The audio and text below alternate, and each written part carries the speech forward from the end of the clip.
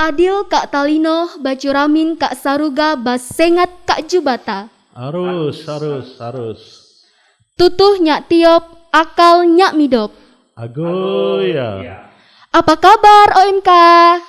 Baik, beriman, bersaudara. Nah, pada podcast kali ini kita akan membahas tentang BKSN atau Bulan Kitab Suci Nasional tahun 2021. Di mana pada tahun 2021 ini BKSN mengangkat tema Yesus Sahabat Seperjalanan Kita, yang akan dipandu oleh saya dan teman saya. Perkenalkan, nama saya Yulia Etika Mawarni, lebih akrabnya dipanggil Mawar, dan teman saya Vincentius atau yang biasa dipanggil Bayar. Oke, baik teman-teman OMK semua, selamat malam sekali lagi. Nah, suatu hal yang spesial malam ini di mana kita akan berbincang-bincang terkait BKSN ya, Bulan Kitab Suci Nasional. Sebagai salah satu, ya OMK juga mesti aktif untuk mengulas apa itu BKSN dan apapun hal-hal yang baik dalam keagamaan. Nah, pada kesempatan malam ini suatu hal yang bahagia juga, di mana kita akan kedatangan tamu spesial yang sangat kita kenal, sangat dekat dengan kita juga, dan sangat punya banyak hal yang akan dibagikan kepada kita teman-teman OMK. Nah, pasti teman-teman sudah tahu. Kita yakin teman-teman sudah tahu.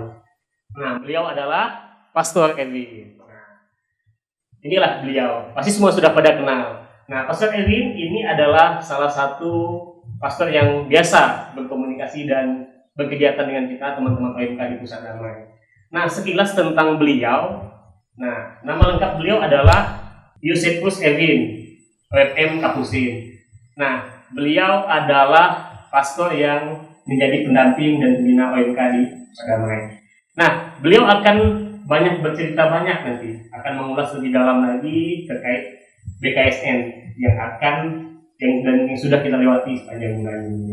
Sekali lagi selamat malam Pastor. Selamat malam. Nah, Pastor Edwin ini juga kebanyakan teman-teman OMK Pusat Damai dan umat di sini menyapa beliau dengan sapaan yang khas, yaitu Babe.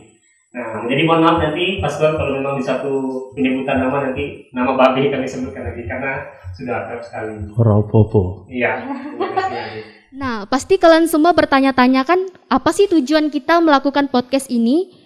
Jadi, tujuan kita di sini melakukan podcast ini adalah untuk menambahkan wawasan mengenai dunia digital dan sosial media, serta memakai dunia digital untuk perwartaan iman, dan menyesuaikan tren orang muda saat ini, serta merangkul semua orang muda yang saat ini aktif di dalam sosial media.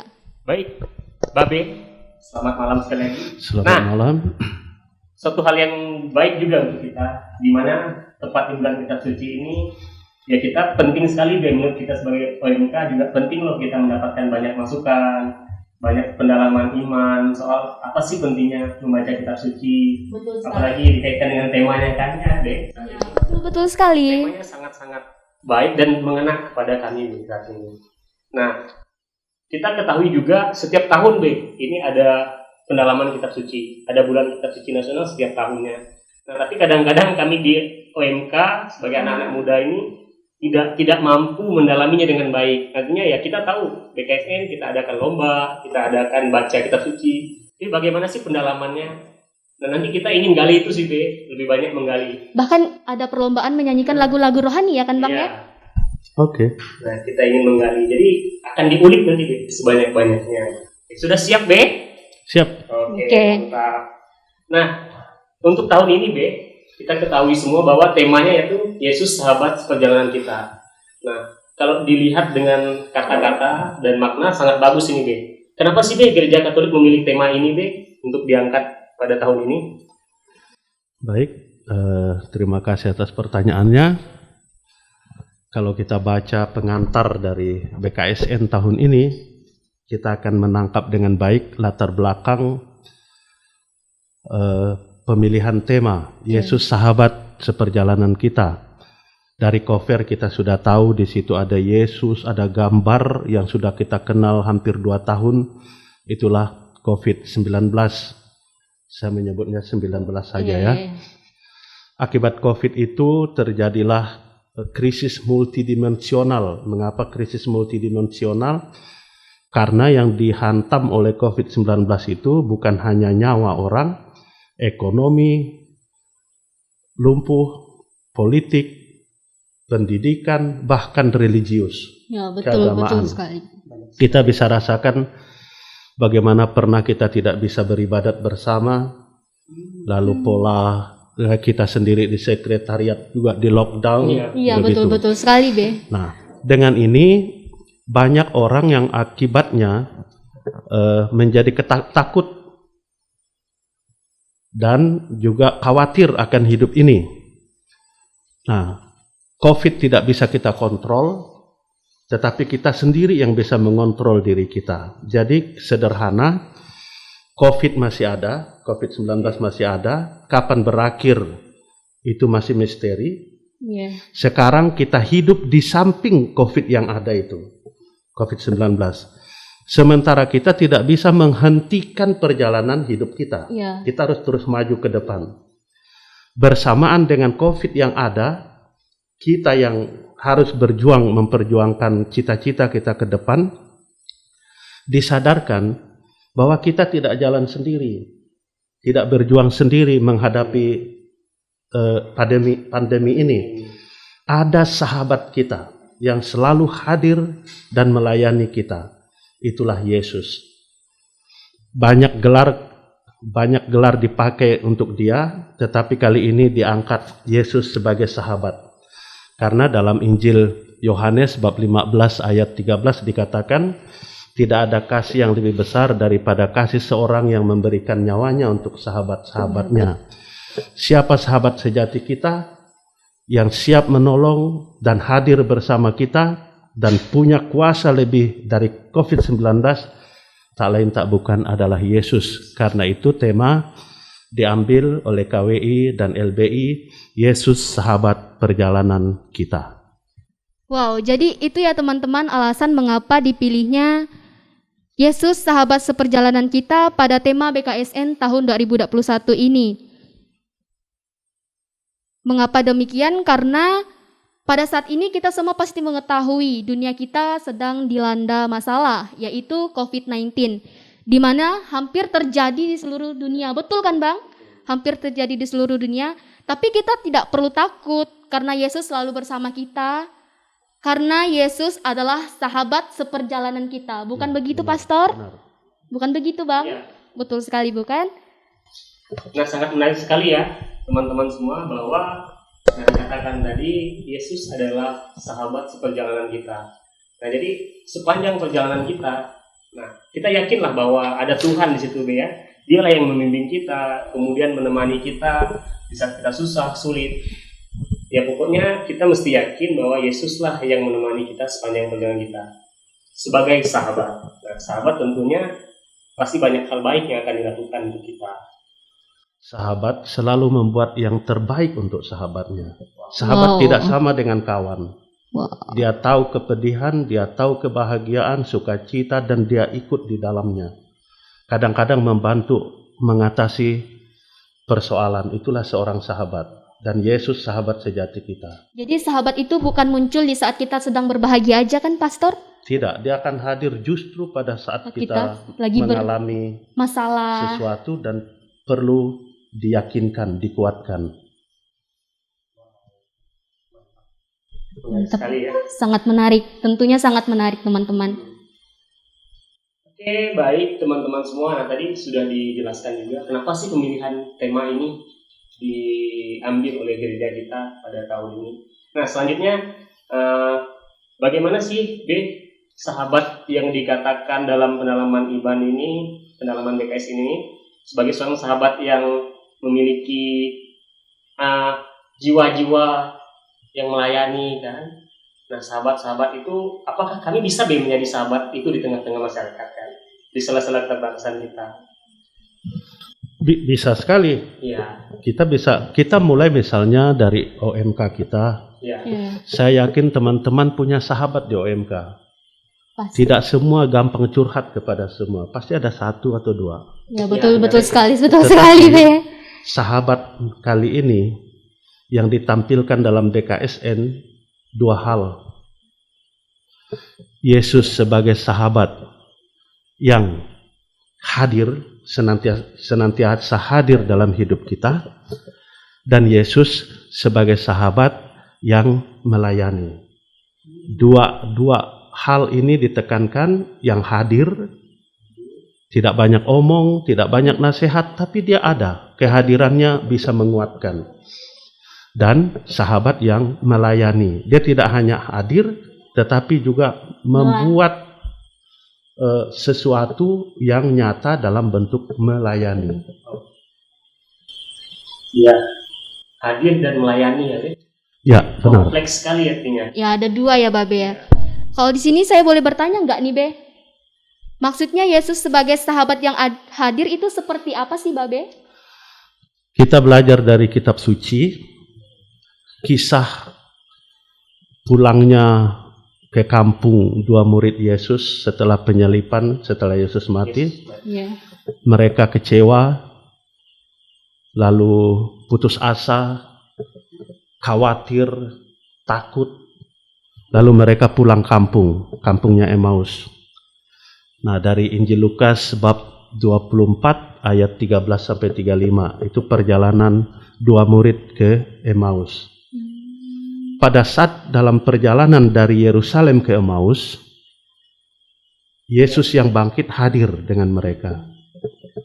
Tapi karena mata hati dan mata budi mereka dibutakan oleh kekhawatiran, keputusasaan, penyesalan bahwa Yesus dan segala kekhawatiran, walaupun Yesus menjelaskan isi-isi kitab suci kepada mereka, dan ketika mereka mendengar penjelasan Yesus tentang isi kitab suci dan siapa anak manusia, mereka merasa makin tenang, berkobar-kobar.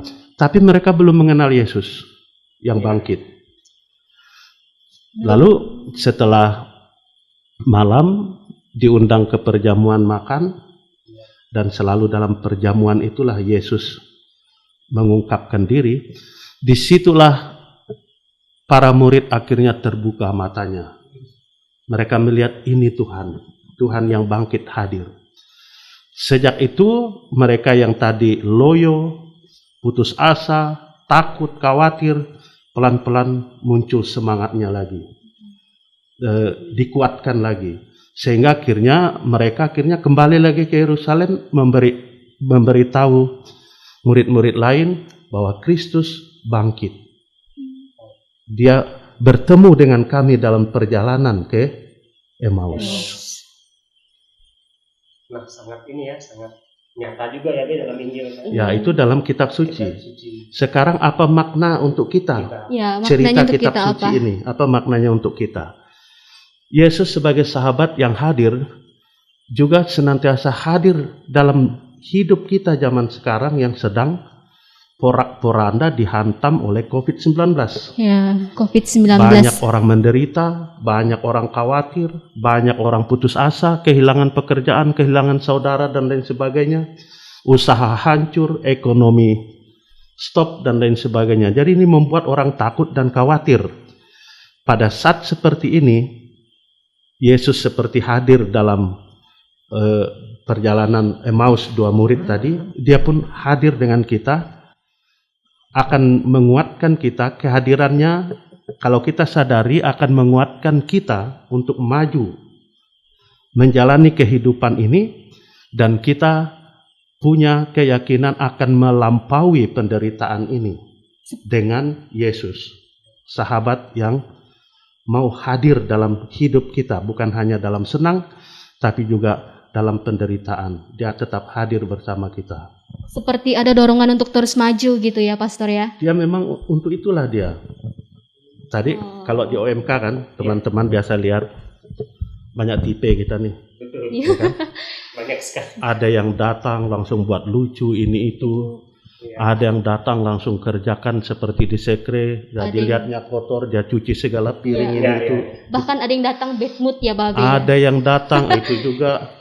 Tapi ada yang datang tidak banyak omong. Diam, senyum, tapi hadir. Kehadiran itu kadang-kadang penting dalam hidup kita. Jadi sahabat yang hadir itu tidak mesti banyak omongan deh, tidak mesti bercerita banyak, ya cukup hadir. Itu sudah sangat baik sekali ya maknanya. Sangat membantu juga. Situasi seperti ini. Wow. Nah itulah yang Yesus juga tadi kan dia lakukan. Nah, oke, yang selanjutnya, nah tadi kan setelah Yesus hadir ya pada kita. Nah, lalu Yesus yang kedua adalah sebagai Yesus sebagai sahabat yang melayani. Melayani, benar. Nah, kalau dalam kaitannya dengan kitab suci, di kitab suci itu apa sih yang menjadi contoh atau yang menjadikan ini sebagai bahan pendalaman kita juga?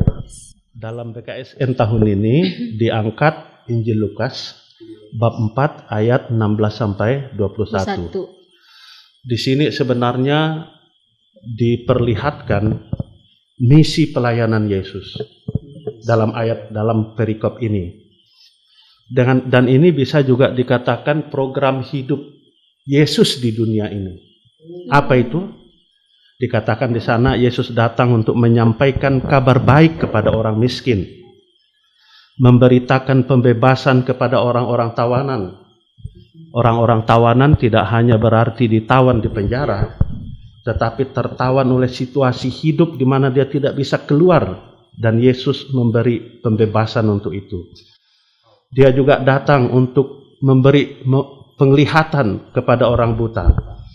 Tadi 2 murid ke Emmaus buta oleh ketakutan, kecemasan, dibuka oleh Yesus sehingga mereka berani lagi untuk maju ke depan untuk melihat. Ya, lalu membebaskan orang-orang tertindas. Banyak bentuk-bentuk penindasan pada zaman kita sekarang, baik di dunia maya, berita hoak dan lain sebagainya. Ujaran-ujaran kebencian itu membuat orang semua merasa cemas. Ya, betul. Dan Yesus mau membetulkan itu semua. Dia datang untuk melayani kita semua.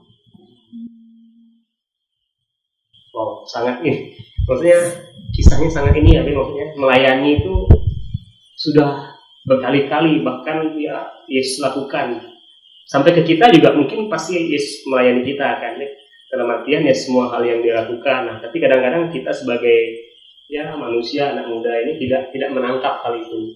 Bahkan kadang-kadang tidak mengenali siapa sih yang datang, apakah dari Yesus, mungkin melalui teman-teman atau yang lainnya. Bahkan kadang kita melupakannya kan Bang ya. Ya, karena itulah kemudian gereja ditantang untuk ambil bagian dari tugas pelayanan Yesus. Jadi misi gereja di dunia ini juga adalah melayani sesama. Siapa gereja? Bukan hanya bentuk institusi, tetapi kita yang sekarang yang hidup. Ini kita gereja. Kita bisa melayani orang. Contoh. Dengan contoh apa? Ada misalnya sahabat kita yang terpapar virus kan? Iya. Kita memang tidak bisa bertemu karena misalnya dia isoman, isolasi mandiri. Iya. Kita bisa kumpul duit sedikit, belikan dia susu beruang. Itu melayani sesama. Sampai teman-teman datang ke sini, sekrek kotor, ada yang nyapu, cuci semua. Itu sebuah pelayanan. Ya kan? Iya, betul. Hal sederhana. Jangan tunda, tapi kita buat mulai dari yang sederhana. Itulah misi Yesus, melayani kita. Dia sahabat yang melayani. Semoga kita bisa jadi sahabat yang juga melayani teman-teman kita. Ya, karena itu juga sebagai suatu tanggung jawab kita juga kan guys, sebagai anak muda OMK, lebih di masa yang semakin maju ini, ya ini juga pandemi juga. Kalau bukan kita yang coba melayani ya lingkungan kecil kita, sebagai kita teman-teman, ya mungkin juga orang lain tidak akan melayani kalau kita tidak mulai duluan. Ya, harus ada kesadaran dari diri kita sendiri untuk melakukan hal tersebut. Ya. Oke, nah jadi itu teman-teman, tadi sudah dijelaskan juga bahwa Yesus itu sebagai sahabat yang hadir ya di tengah-tengah kita, di sekitar kita, dan yang kedua adalah Yesus sebagai sahabat yang melayani dan hadir. Ya. Semoga kita lewat pendalaman ini, terutama dalam grup kita OMK, kita mau hadir dalam acara bersama, dan kita ambil bentuk-bentuk pelayanan yang bisa kita buat. Seperti tadi cuci piring dan lain sebagainya. Itu juga sebuah pelayanan untuk kehidupan kita bersama. Oke, baik teman-teman OMK semua. Nah, inilah bagian dari sesi kita yang pertama untuk berdiskusi tentang pendalaman tema BKS ini.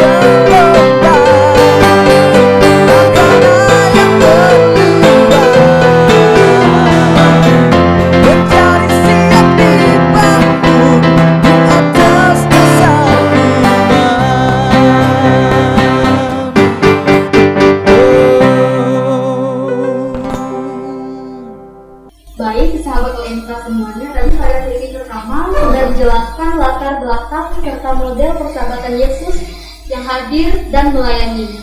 Nah, pada sesi kedua ini kita akan membahas cara mendalami 4 pertemuan yang didalami setiap minggunya. Pada pertemuan pertama, Yesus sahabat bagi mereka yang putus asa, yang diambil dalam Injil Matius bab 14 ayat 22 sampai dengan 33. Bagaimana sih Pastor cara mendalaminya? Pendalaman pada pertemuan pertama ini tadi didasari oleh Injil Matius yang tadi perikopnya sudah disebut. Ini perikop ini menceritakan bagaimana kegelisahan para murid, kekhawatirannya karena perahu mereka diombang-ambingkan di Danau Galilea oleh angin sakal.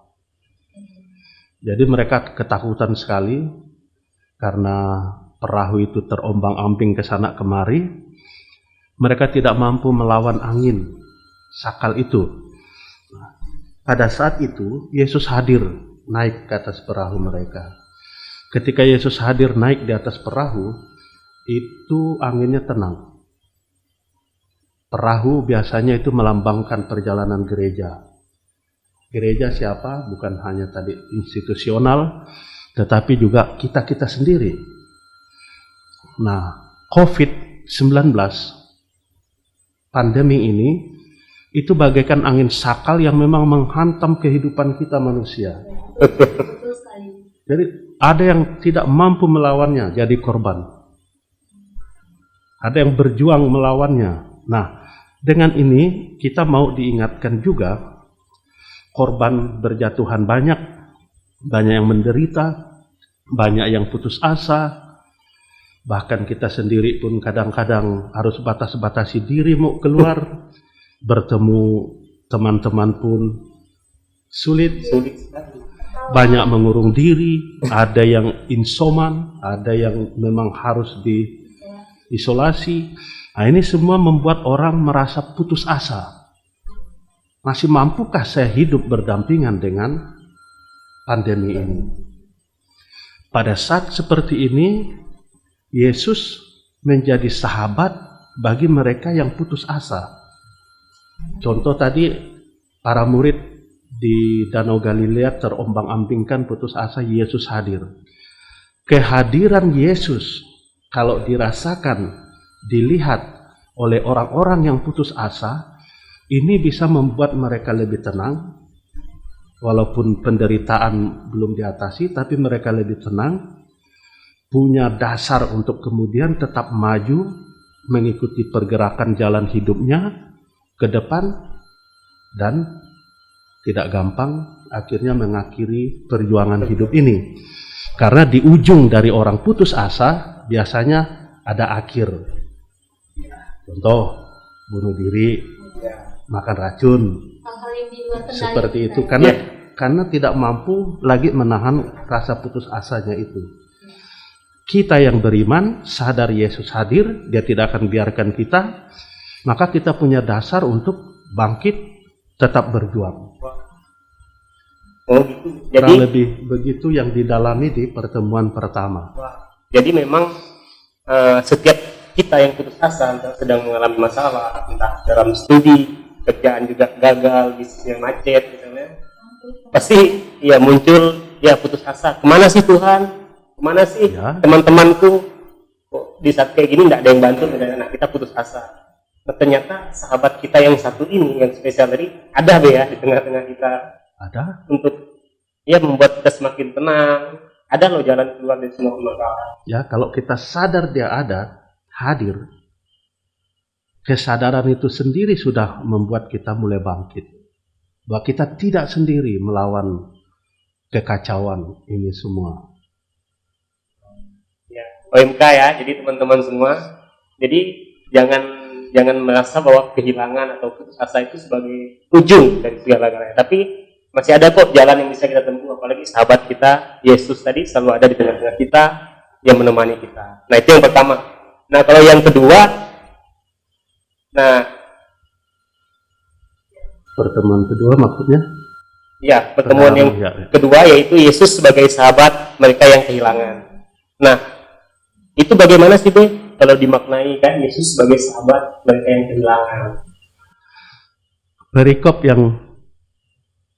Perikop yang diangkat itu dari Injil Yohanes bab 11 ayat 1 sampai 44. Tentang kehilangannya Maria dan Marta terhadap saudaranya Lazarus. Lazarus meninggal. 3 orang ini adalah sahabat Yesus.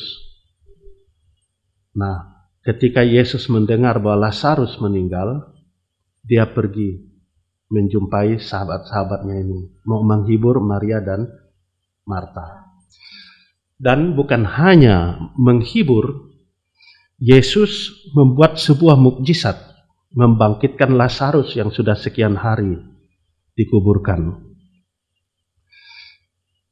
Kehadiran Yesus saja ketika mereka kehilangan saudara, itu sudah sangat menghibur Maria dan Marta. Apalagi dibangkitkan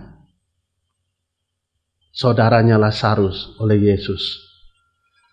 Dengan cerita ini mau dikatakan kepada kita juga, Yesus hadir pada saat kita mengalami kehilangan, dan dia kehilangan karena kematian tentunya dalam konteks ini, dan dia berkuasa atas hidup dan mati. Dengan membangkitkan Lazarus, Yesus punya kuasa membangkitkan setiap orang mati yang percaya kepadanya. Lalu pesannya untuk kita apa? Pada zaman sekarang banyak keluarga memang yang menderita karena kehilangan saudara-saudaranya, orang tuanya. Bukan hanya itu ya. Kalau kita ngomong-ngomong tentang kehilangan pasti tidak enak di dunia ya, pasti ada kesedihan yang sangat mendalam kita rasakan. Apalagi saat kita kehilangan keluarga kita, saudara kita, bahkan oleh yang kita sayang.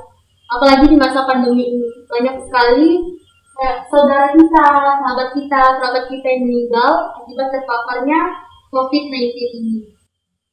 Yang membuat saya benar-benar sedih di sini adalah kita tidak bisa mengikuti proses pemakamannya, baik itu secara keagamaan maupun secara kebudayaan kita sebagai umat Katolik. Itu tidak sih? Ya. Kita tidak bisa menjenguknya ke rumah sakit. Ya, bahkan tidak bisa bertemu. Tidak tahu di mana dikuburkan. Ya. Dan orang yang kehilangan seperti itu tidak dibiarkan Yesus. Dia menjadi sahabat yang menghibur, menguatkan orang-orang yang kehilangan itu. Penghiburan yang paling kuat adalah dengan bangkitnya Lazarus, maka Yesus akan membangkitkan semua orang yang mati, yang percaya kepadanya. Ini sebuah kekuatan, kita pun nanti suatu saat dibangkitkan dia juga. Ya kan? Nah, dia hadir bersama kita yang kehilangan, tetapi dia juga tidak membiarkan kehilangan ini berlarut-larut. Dia memberi penghiburan, kekuatan bahwa dia mampu membangkitkan. Nah, itu juga sesuai dengan iman kita, ya, bahwa Ya, benar. Setelah kita mati, meninggal, akan ada kehidupan yang akan bersama Tuhan. Kita yakin dan percaya itu sih. Poin tadi. Ya, jadi teman-teman semua, teman-teman PMK, tadi sudah dijelaskan juga bahwa sekalipun kita kehilangan, sedang berduka cita, ya banyak hal yang hilang dalam bisa kematian dan lain-lain. Nah, Tuhan itu selalu ada menemani kita dan menjadi sahabat untuk kita. Nah, jadi jangan takut bahwa semakin kita kehilangan, semakin ditinggalkan Yesus, ditinggalkan teman-teman lain. Nah, tapi Yesus selalu ada untuk kita, menemani kita. Begitu ya. Benar. Ya, karena Yesus akan membangkitkan kita semua yang percaya kepadanya, bukan begitu? Benar. Nah, ya teman-teman tadi sudah ada dua ya, jadi pertemuan pertama dan kedua. Nah, kalau yang ketiga, Yesus itu sebagai sahabat bagi teman-teman, bagi semua mereka yang sedang menderita. Nah, itu bisa kita lihat dari perikop Lukas bab 10 ayat 25 sampai dengan 37. Nah, kalau terkait hal ini deh, misalnya Yesus sebagai sahabat bagi mereka yang menderita ini, kita maknai sebagai apa sih? Seperti apa maknanya? Dari perikop yang Baya tanya, itu menceritakan tentang orang Samaria yang baik hati. Kita sudah tahu cerita tentang itu. Ada orang yang kena samun, setengah mati, tinggal di parit. Dia orang Israel, sementara orang Samaria ini bukan sesuku dengan bangsa Israel. Bahkan mereka dianggap sebagai musuh yang tidak layak. Justru orang yang seperti ini melihat nilai kemanusiaan dalam diri orang lain. Karena itu dia sebagai sahabat yang mau menolong orang-orang yang menderita, dan dia sendiri mau berkorban, bahkan hartanya. Kita tahu ketika dia omong dengan yang diminta merawat, kalau ada nanti biaya yang lebih dari ini, sekembali saya akan saya kembalikan. Ini pertolongan total orang yang mampu kepada orang yang menderita. Orang Samaria yang baik hati itu sendiri adalah potret Yesus sendiri, yang tidak meninggalkan orang yang menderita menjadi korban. Nah, di masa sekarang kita tahu banyak orang terpapar oleh COVID. Iya. Mereka sangat menderita, dijauhi, diisolasi, mereka sendiri tidak tahu nasibnya hidup atau tidak, dipisahkan dari keluarga dan lain sebagainya. Itu gambaran orang menderita. Dan Yesus hadir dengan mereka yang menderita ini. Dan kehadirannya itu seperti orang Samaria yang menolong mereka. Nah, dengan ini mau dikatakan kepada kita, dalam situasi Yesus hadir sebagai sahabat bagi orang yang menderita, membutuhkan pertolongan, ini menjadi model juga sebenarnya untuk kita. Kita mau hadir dengan saudara-saudara kita yang terpapar COVID. Contoh, beberapa bulan ini kita membuka tabor kita sebagai tempat isolasi mandiri. Iya. Diawali dengan ditolak di keluarga, ditolak di kampung, tidak ada tempat, maka kita buka karena mereka sangat menderita. Maka sudah cukup banyak orang isoman, sekarang sudah kosong, syukur. Dengan ini gerakan untuk hadir dan menolong orang menderita, sebuah tantangan untuk kita sekarang. Dan itu dibuat oleh Yesus untuk kita. Wow, sangat menarik ya. Iya, betul, sangat menarik sekali teman-teman. Artinya, ini juga banyak kondisi kan. Nah, kita semua inginlah menjadi teman bagi teman-teman yang menderita juga kan, sekitar kita kan, umat-umat kita, tetangga kita. Nah, cuma terkadang kita ini bingung gitu kan, tapi kalau simpati, kasihan sudah ada lah kan, melihat teman yang menderita, misalnya uang sekolahnya tidak mampu dilunasi. Nah, kita cuma kadang-kadang tidak sampai ke empati ya, tidak sampai ke tindakan kan. Nah, kadang-kadang kita tuh selalu mikirnya susah kalau mau menolong, misalnya kan, aku saja tidak berkecukupan. Nah, hal kayak gitu kadang-kadang yang mungkin gimana sih solusinya mengatasi hal kayak gitu? Kalau perasaan seperti itu sih memang sulit mengatasinya, karena itu tergantung dari gerakan hati untuk berbagi apa yang ada. Nah, sebenarnya kalau misalnya kita tahu ada teman kita yang menderita, terpapar, mau enggak sih kita bergerak? 5.000, 10.000, beli susu beruang untuk dia. Nah, dengan itu kita sudah menjadi sahabat dia yang menderita, meringankan, walaupun mungkin tidak menyembuhkan, tapi menguatkan mereka yang menderita, bahwa mereka yang menderita itu ternyata masih ada orang yang memperhatikannya, yang peduli. Wow. Jadi tidak mesti nunggu kita punya duit banyak deh ya untuk membantu teman. Tidak mesti tunggu kita punya jabatan yang tinggi misalnya. Tapi saat ini juga sebagai OMK banyak kok hal yang bisa kita lakukan, walaupun kecil tapi punya makna yang besar untuk kita. Wow, mantap. Yang paling penting itu kita ikhlas melakukannya. Ikhlas. Itu yang ketiga ya teman-teman. Nah, kita lanjut kepada yang keempat. Nah, pada pertemuan yang keempat itu Yesus sahabat bagi mereka yang bertobat. Nah, apakah kita yang belum bertobat ini Yesus juga sebagai sahabat bagi kita? Oke, kita bahas dulu pendalaman materinya ya. Nanti saya menjawab pertanyaan Mawar. Pertemuan keempat ini diambil dari Wahyu, kitab Wahyu, bab 3 ayat 14 sampai 22. Di situ dikisahkan umat Laodikia mengandalkan kekayaan. Pertumbuhan ekonomi di tempat mereka waktu itu memang luar biasa. Mereka kaya, banyak uang, lalu mereka pikir dengan banyak harta mereka bisa atur apapun. Nah, kebiasaan seperti ini kalau dibiarkan, ya, pada akhirnya kekayaan itu bisa menghambat orang untuk bertemu dengan Allah, merasakan kehadiran Allah.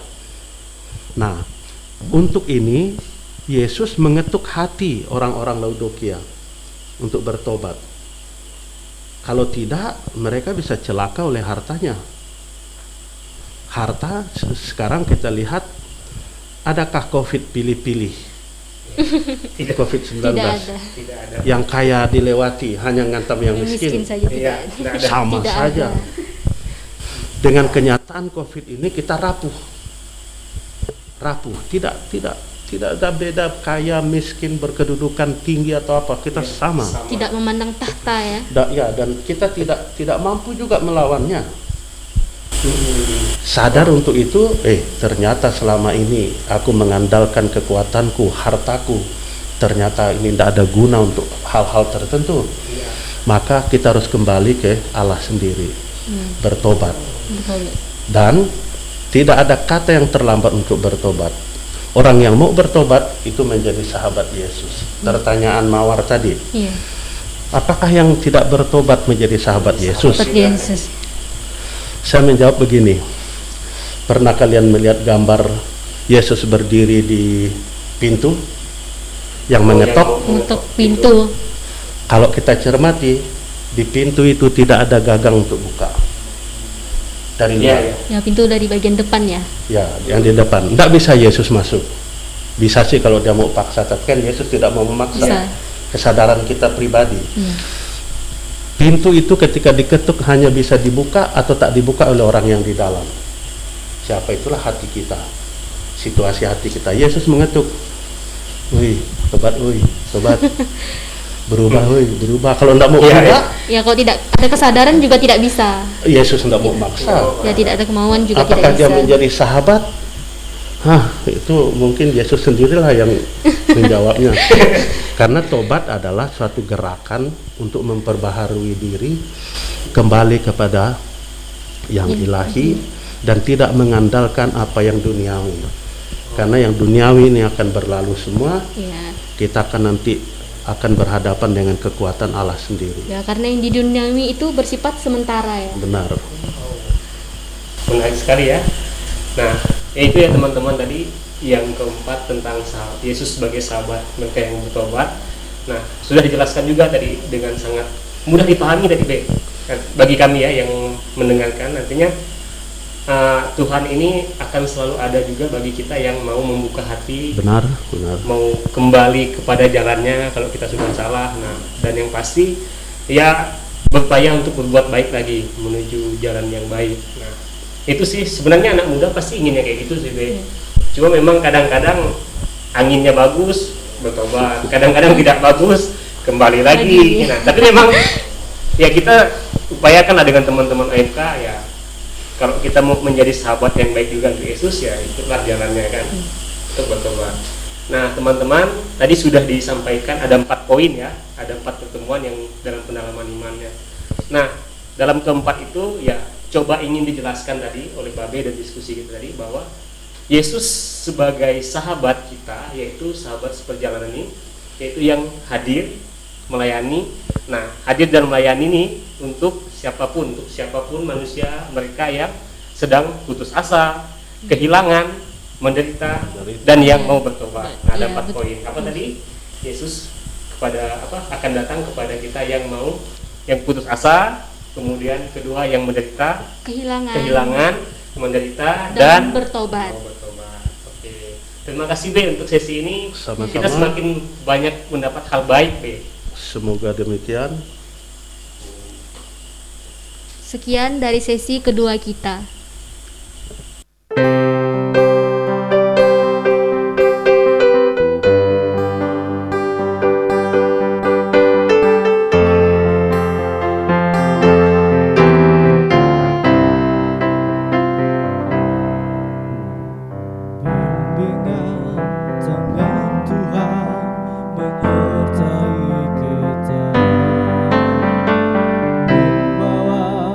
Terang dalam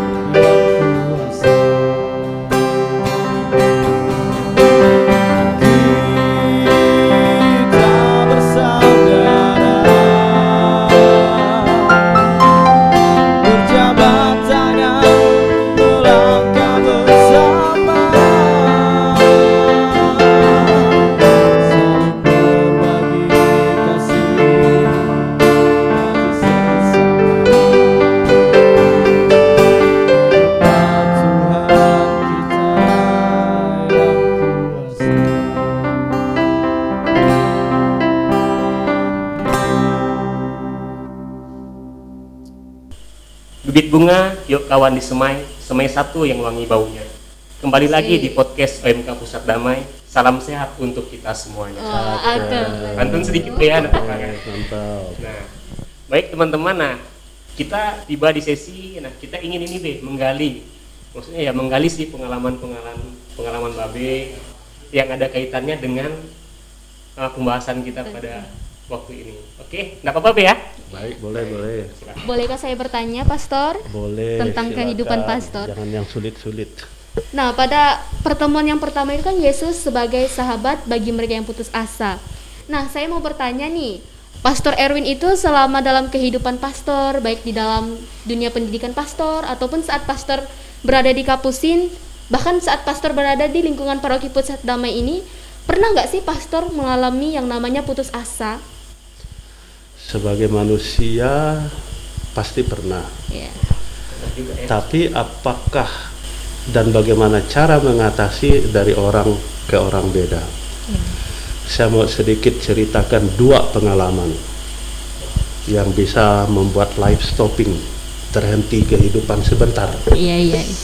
Putus asa. Pertama, waktu saya frater top di salah satu tempat di Keuskupan Pontianak. Kalian tahu Babe dari Kapuas Hulu, Benua Martinus. Waktu itu jalan raya belum ada, hanya baru sampai Sintang, pakai motor Bandung. Waktu itu saya kelas 1 SMA, kelas 1 waktu top itu orang tua meninggal, bapak meninggal. Lalu saya permisi mau pulang. Apa dikatakan, Erwin, kita sudah meninggalkan saudara-saudara keturunan dan kita sudah diikat oleh saudara air, baptisan maksudnya. Dan juga karena jarak jauh, mungkin baik kamu tidak pulang. Waktu itu ini bapak ini, Wah, saya kelas 3 SD udah ndak bersama-sama mereka. Saya di Pontianak kelas 3 SD ya. kelas 3 SD, jarang pulang, memang situasi jalan toh. Itu sekitar tahun berapa sih, Pastor? Tahun 93. Wow, udah lama sekali ya. 1993 sudah frater. Ya, pada akhirnya saya pikir-pikir memang sakit sih, ndak diizinkan pulang ya, melihat bapak meninggal. Lalu kemudian saya tenang-tenang menenangkan diri, pergi ke kapel, ndak sih doa nenangkan diri aja. Di situ mulai muncul pikiran, kalau saya pulang 2 minggu ke Hulu, 2 minggu pulang, 1 bulan. Bagaimana sekolah saya? 1 bulan. Ya kan? Ya. Kalau saya pulang, bapak saya pun tidak akan mungkin hidup. Paling-paling hanya kulihat kuburnya yang udah ditutup dengan tanah. Karena jarak tadi Jarak ya. kali jauh. Akhirnya masuk akal saya larangan itu dan saya coba terima. Itu putus asa yang pertama. Kalau tadi mau disebut putus asa. Lalu yang berikut saya sudah di Sumatera tingkat 2. Frater tingkat 2. Frater novice. Iya. Jadi pas retret persiapan untuk penjubahan pertama, kami kan yang novice tidak ada kapnya ini. Untuk penerima jubah yang pertama berkap ini, itu kan di akhir novisiat, dan itu secara hukum kanonik wajib 1 tahun kanonik namanya, tidak boleh putus. Kalau putus 2 kemungkinan, keluar atau tambah lanjut. Saya juga tidak mau keluar, tapi mama saya sakit di kampung. Abang telepon sudah menerima minyak suci. Aduh, pulang tidak jadi kaul. Kaul perdana tidak pulang. Ini orang kedua, bapak udah tidak kuliah. Lalu waktu itu pas Pastor Savio pembimbing kami, kita ke kapel, ayo pergi ke kapel. Saya berdoa ke patung Bunda Maria sambil mengeluarkan air mata. Iya. Lalu saya berdoa, kalau boleh Tuhan jangan dulu ambil mama saya juga masih mau kawin perdana. Lalu setelah tenang, sepertinya Bunda Maria berbisik, jadilah padaku menurut perkataanmu. Kalau memang engkau menghendaki mama diambil, itu kehendakmu. Tapi kehendakku kalau boleh jangan dulu diambil. Ternyata mama sembuh. Waktu saya tingkat 2 dapat berita mama sakit lagi. Saya berdoa lagi ke Bunda Maria, sembuh. Itu minyak suci yang kedua ya. Habis itu saya dikirim ke Roma studi. Tidak ada doa lain. Saya minta mama jangan dipanggil ketika saya jauh. Dan setelah proses pulang pergi ke Sumatera, balik lagi ke Pontianak, akhirnya saya ditempatkan di Paroki Cecilia Pontianak, dekat dengan mama. Hampir setiap hari Minggu saya bisa datang ke rumah. Waktu saya dekat, disitulah dia dipanggil. Begitu. Mungkin sedih, tetapi saya tenang. Iya. Ya, 2 pengalaman itu, kedua-duanya berhadapan dengan orang tua. Memang kita kalau tidak kuat bisa putus asa. Tidak bisa saya jadi pastor kalau tidak ada orang tua saya. Tapi dengan tenang, rumus 1 mungkin harus tenangkan diri dulu. Berdoa. Jangan cepat-cepat putuskan sesuatu. Kalau mampu berdoa, berdoalah. Kalau mau menangis, menangislah saat itu. Iya. Supaya kemudian tenang, baru kita ambil keputusan. Itulah kurang lebih pengalaman Babe. Nah, kebayang ya, iya, kalau kita mungkin kalau posisi kami mungkin bahkan lebih dari itu. Tapi ini kan urusan yang di atas, dia menguatkan. Yesus sahabat kita, dia menguatkan kita kalau kita terbuka kepadanya. Tetap ada jalan dia menguatkan kita. Itu yang mau saya katakan ke teman-teman OMK, kalau kita terbuka kepada Yesus. Nah, jadi teman-teman OMK semua, kita di sini adalah manusia biasa, di mana kita di sini pasti semuanya mengalami yang namanya putus asa, bukan begitu kan? Putus asa, galau, gelisah, ya kecewa pasti, cemas, ada pasti ada. Tinggal bagaimana kita memaknai dan menjalaninya, ya.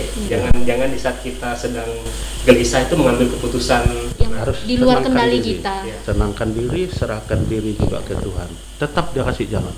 Tetap libatkan dia dalam jalan yang terbaik. Ya. Sangat bagus sekali ya, memotivasi kita juga untuk teman-teman kalau yang sedang putus asa, galau, gelisah, nah libatkanlah Tuhan dalam setiap masalahmu. Itu poinnya ya. Jangan sampai kita mengambil keputusan di luar kendali kita.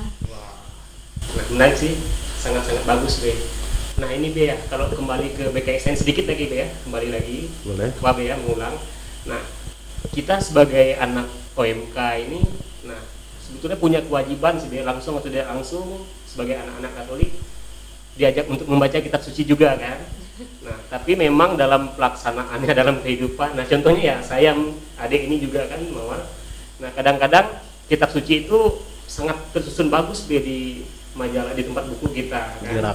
Nah, bahkan tidak tersentuh. Nah, dari pertama beli paling ditandatangani, dikasih tanggal, ya diberkati kalau memang sempat. Nah, setelah itu tidak dibuka sampai berdebu. Ya, debu. Nah, karena kalau kita dalami juga kadang-kadang ada yang mengatakan tebal kitab suci, kemudian bingung mau memulai membacanya dari mana sih. Nah, hal-hal kayak gitu yang membuat ya kebanyakan teman-teman agak jauh dari kitab suci ya. Mohon maaf kalau yang memang dekat sangat bagus itu. Tapi ya itu kondisinya. Nah, apalagi di masa-masa ini sudah ada kitab suci yang online kayak gitu kan. Nah, bagaimana sih Be tips Babe kepada teman-teman OMK ataupun umat kita lain yang mau coba memulai nih membaca kitab suci kan? Nah, tips apa sih Be yang boleh kita coba? Pertama, pastilah soal kehendak, kemauan sendiri itu satu. Saya mulai rajin baca kitab suci tahun 1984.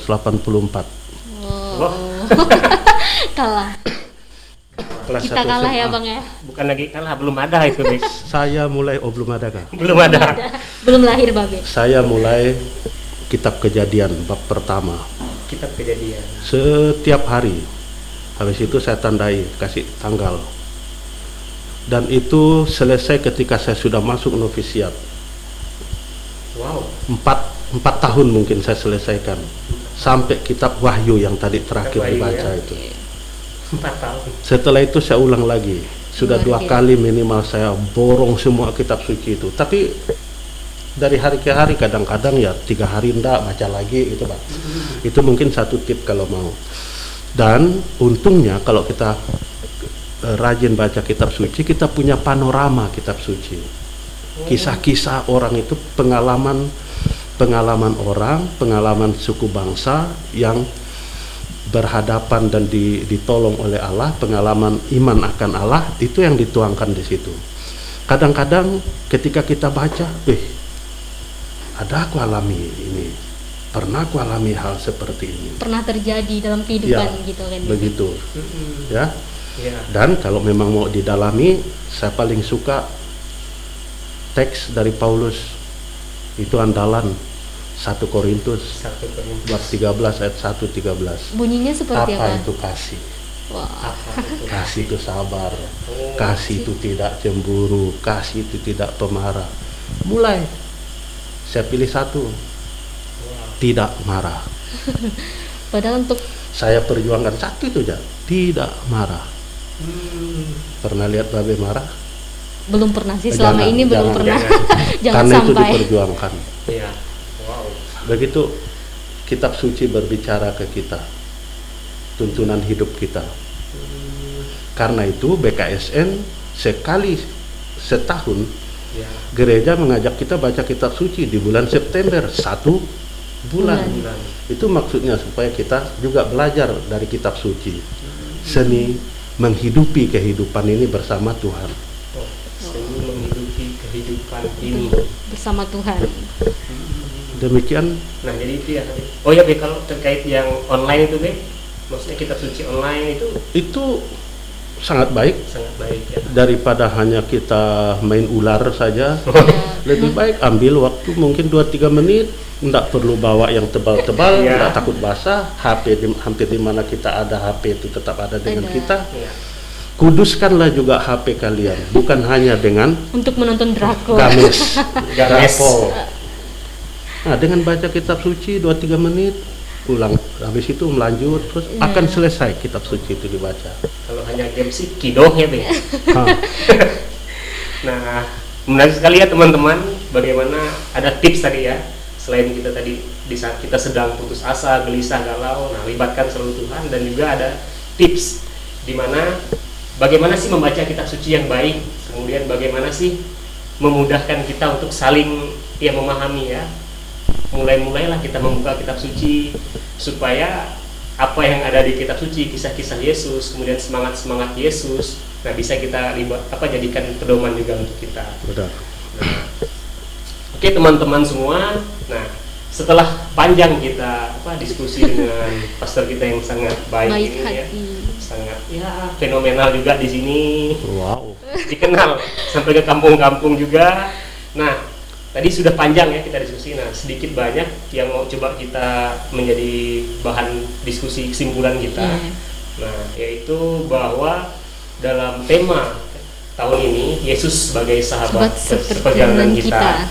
Nah, artinya Yesus sebagai sahabat tadi dia hadir di tengah-tengah kita dan dia sebagai melayani kita. Nah, kita yang bagaimana? Kita dan mereka mana yang akan dihadiri oleh Yesus dan akan dilayani oleh Yesus adalah kita yang sedang menderita, kemudian kita yang sedang Putus asa, putus kehilangan, dan kita yang mau bertobat. Nah, jadi teman-teman semua jangan pernah tinggalkan Yesus ya, jangan pernah Lupakan juga, dan mulailah membuka kitab sucimu sekali 2 kali, lama-lama akan menjadi terbiasa. ya, menjadi terbiasa juga di kehidupan kita. Oke, baik teman-teman, inilah podcast kita kali ini di mana kita coba mengulas tentang BKSN, dengan narasumber kita yang sangat kece badai kita teman-teman ini, banyak hal positif yang kita dapatkan juga. Nah, di penghujung ini kita akan ada giveaway nih untuk teman-teman yang setia, yang setia menonton dan melihat lah podcast kita kali ini. Nah, ini adalah podcast pertama kita yang Pusat Damai. Nah, akan ada giveaway untuk teman-teman yang beruntung. Nah, jadi simak ya, ada pertanyaan ini untuk teman-teman. Nah, ya di sini ada 5 pertanyaan yang bisa kalian jawab nantinya. Langsung baca ya. Nah, pertanyaan yang pertama itu, apa manfaat Bulan Kitab Suci Nasional tahun 2021 diadakan di kehidupan kalian teman-teman? Dan yang kedua, teks mana yang dikutip atau ayat mana yang dikutip dalam BKSN tahun 2021? Soal yang ketiga, kenapa bulan September dikenal sebagai Bulan Kitab Suci Nasional? Pertanyaan yang keempat, apa maksud perayaan Bulan Kitab Suci Nasional setiap tahunnya? Dan pertanyaan yang kelima, siapa pastor-pastor yang berharga? Sorry. Pertanyaan yang kelima, siapa pastor-pastor yang bertugas di Paroki Pusat Damai? Dah. Ini ada satu nih pastornya nih. Oke, baik, untuk menutup ini ya silahkan kita mohon kepada Babe untuk bantu kita menutup podcast kali ini. Ya. Baik, teman-teman OMK, para penonton yang mau menonton podcast kami, beginilah yang kami buat, mungkin cukup panjang tapi kami berharap bisa bermakna untuk menambah wawasan kita tentang kitab suci dan juga semakin bersahabat dengan Yesus, karena Yesus adalah sahabat seperjalanan kita berjalan bersamanya dan dia juga mau jadi sahabat yang setia kepada kita. Selamat, semoga bulan kitab suci tahun ini mencas kembali iman kita dan menambah pengetahuan tentang kitab suci kita. Sekian. Oke, baik teman-teman, terima kasih atas kehadiran kita semua dan yang sudah menonton sejak tadi. Nah, kalau kawan hendak mencuci, jangan lupa bawa sabunnya. Asik. Ayo kawan, kita baca kitab suci sambil mendalami dan menjalankan perintahnya. Wow, luar biasa. Selamat malam. Apa guna ikan bandeng Asik. kalau tidak dibakar di atas kompor? Asik. Apa guna saya ganteng kalau tidak jadi pastor? Luar biasa.